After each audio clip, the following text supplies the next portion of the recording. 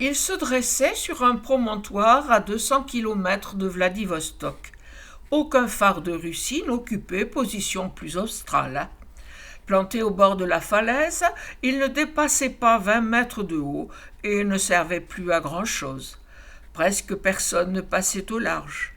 Parfois seulement, un bâtiment japonais chargé de voitures d'occasion à destination de la poubelle russe ou un pétrolier en route vers Sakhaline.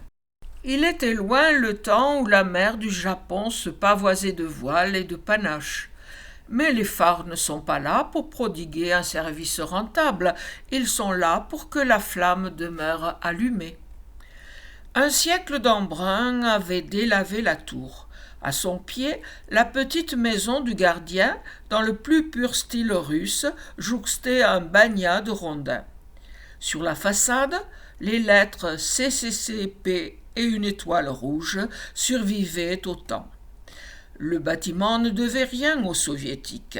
Il avait été construit par les Bretons de la presqu'île de Crozon à la fin du XIXe siècle. Les hommes du Finistère de l'Ouest avaient traversé l'Eurasie pour venir éclairer le Finistère de l'Est. Vladimir Vladimirovitch grimpait chaque jour les 114 marches pour vérifier l'état des lampes. À l'est s'ouvrait la mer du Japon. Au sud, la ligne de montagne marquait la frontière de la Corée du Nord. Ce soir-là, un ferry voguait au loin. La coque faisait un rectangle blanc et solitaire sur l'horizon. L'océan était houleux, le vent soufflait. Les vagues mordaient les rochers du cap. C'est la patience de la houle qui transforme les falaises en plages. Les rafales couchaient les roseaux de la lande. L'automne avait roussi la forêt alentour. « Vladimir Vladimirovitch !» cria Alexandra Alexandrovna. L'écho de la voix de sa femme s'enroula dans l'escalier. « Quoi ? Une lettre de France !»« Et c'est ainsi, cher Vladimir Vladimirovitch, que j'ai l'honneur de vous confier chez nous. Nous vous attendons à Brest le 15 décembre et vous rendrons à la Russie le 5 janvier. Nous espérons ardemment rencontrer l'homme qui préside aux destinées d'un phare construit par les nôtres dans les confins. S'ajouterait à la joie de vous tenir auprès de nous le plaisir de vous faire visiter nos propres installations et l'honneur d'adresser à l'amitié entre nos deux nations un salut symbolique par-dessus l'espace et à travers le temps. Émile Lebihan, président du syndicat des gardiens de phare de Bretagne, octobre 2003. Le transsibérien use d'une semaine entière pour relier Vladivostok à Moscou. Vladimir Vladimirovitch avait accepté l'invitation. Les services français s'étaient occupés des formalités. Mais le Russe avait tenu à gagner la Bretagne par voie de surface. Il y a une politesse à ne pas se rendre trop vite aux endroits où l'on est invité. L'avion est fait pour les rustres. Vladimir Vladimirovitch passa le voyage à regarder par la fenêtre les bouleaux succéder aux sapins. Il mangea beaucoup, dormit 12 heures par nuit et mit à profit le trajet pour lire une traduction en russe du petit traité sur les lentilles de Fresnel communément utilisé dans les phares maritimes.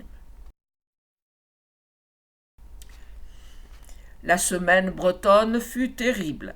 Sur les falaises de granit, on fit honneur aux Sibériens. Le syndicat avait impérialement organisé les choses.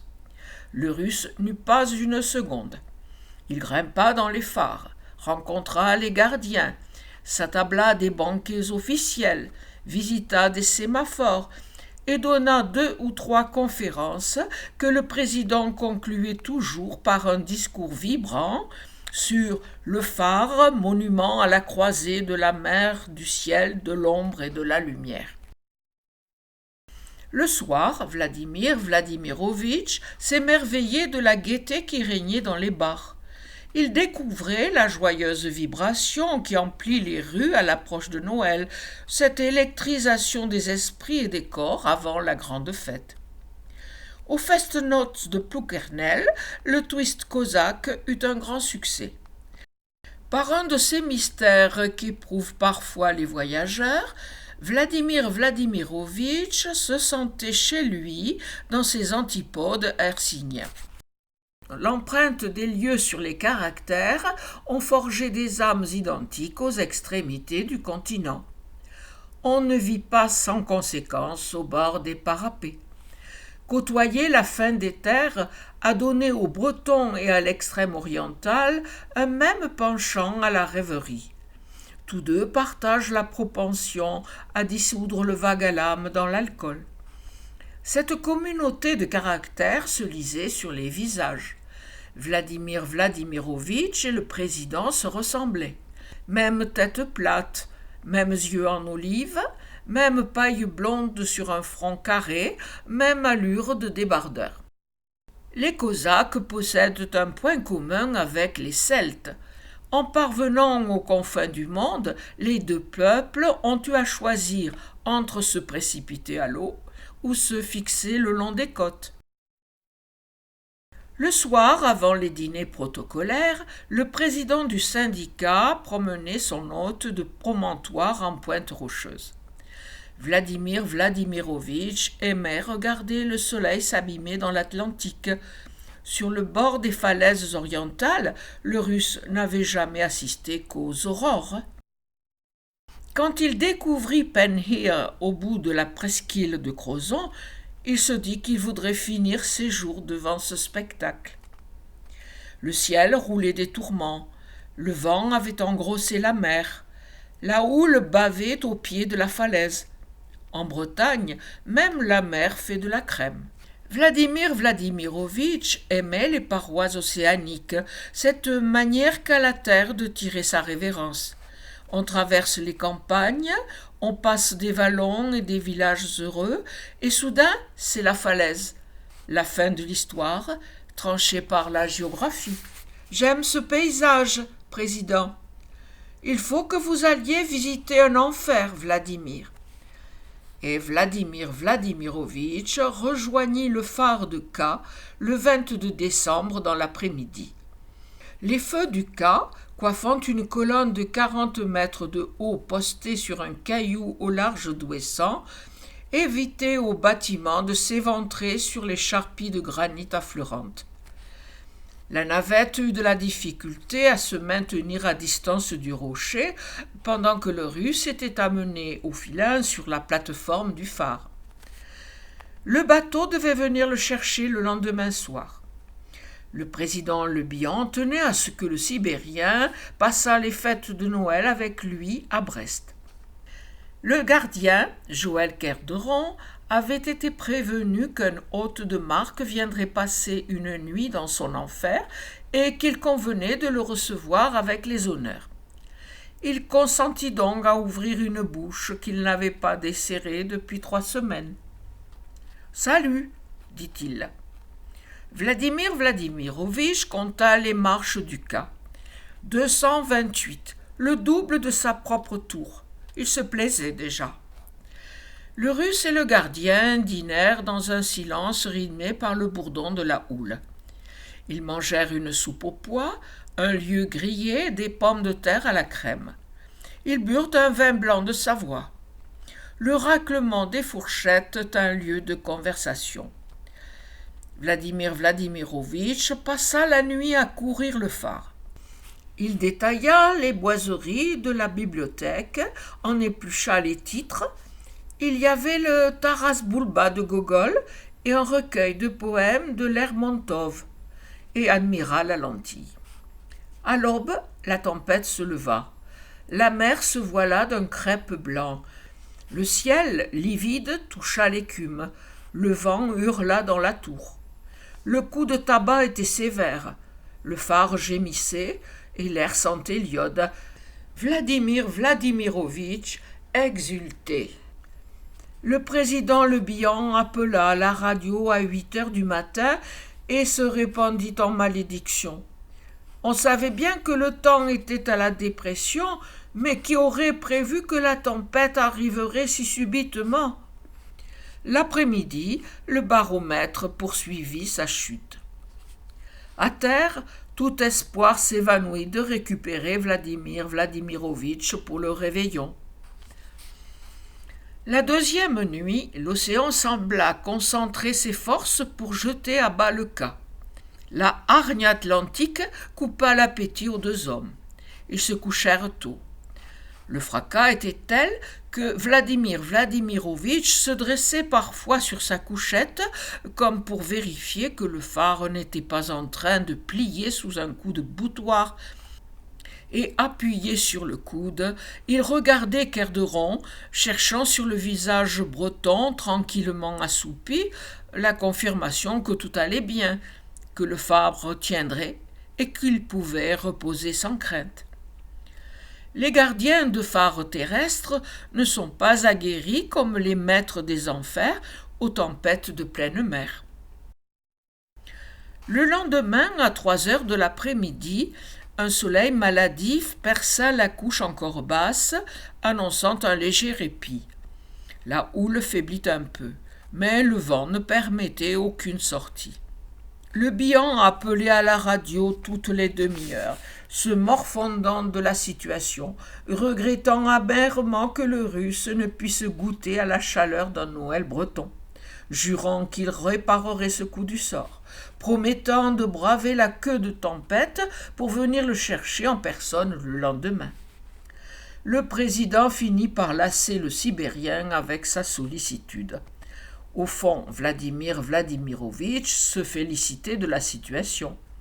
Passer la nuit de Noël avec un ermite mutique dans une tour de pierre hantée de tempêtes et dressé en avant-poste de la nuit atlantique lui semblait autrement excitant que de partager la dinde dans un intérieur surchauffé d'un pavillon douillet.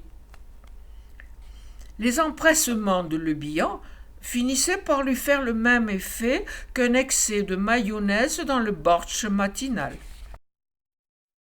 À 5 heures du soir, Vladimir Vladimirovitch passa à l'action. Il ouvrit sa valise et fit l'état des lieux. Comme tous les Russes, il voyageait avec des provisions serrées dans des sacs de plastique. Il avait en réserve un bocal d'1 kilo d'œufs de saumon, quelques tranches d'houmous du Balkaï enveloppées dans un exemplaire des Nouvelles d'Irkoutsk, du thé noir de Chine, un bloc de saindoux ukrainien, des cornichons au vinaigre moldave et une bouteille de 2 litres de vodka standard. « Avez-vous un poêle portatif ?» Joël Kerderon était en train de graisser les gonds de la porte étanche qui donnait sur la plateforme. « Vous avez froid ? » ?»« Non, mais je voudrais vous faire une surprise pour Noël. »« Pour Noël ?»